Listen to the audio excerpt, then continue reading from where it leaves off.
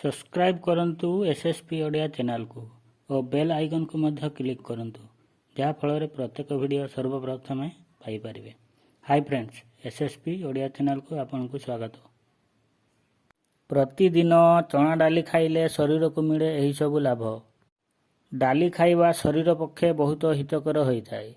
चना डाली रे फाइबर रु आरंभ करी प्रोटीन, विटामिन एवं खनिजर भरपूर मात्रा रही है एवं एथिरे फैट मात्रा भी कम थाए। चना डाली शरीर को उपयुक्त प्रोटीन दे थाए।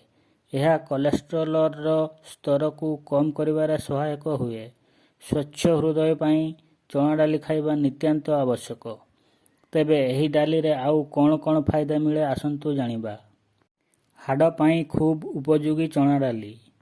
सुस्थ शरीर पाई हाड़र मजबूत रहिबा नित्यांत आवश्यक।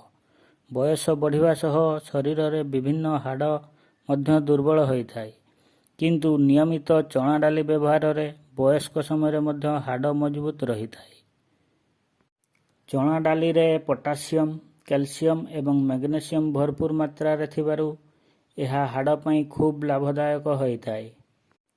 डायबिटीज रोगी को पाई एही डाली खूब लाभदायक।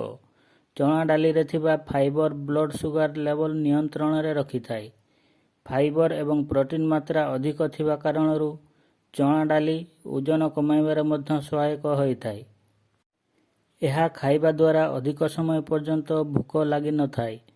खाद्य हजम करिबारे सहायक होता है। इरिटेबल बाउल सिंड्रोम भली गैस्ट्रो इंटेस्टाइनल विकाररू मुक्ति देइथाए एही डाली। एही रोगरे पेट व्यथा, छाती दरज एवं मल त्याग करिबारे असुविधा भली समस्या देखा देइथाए। एथिपाई चना डाली महौषधि भली काम करिथाए।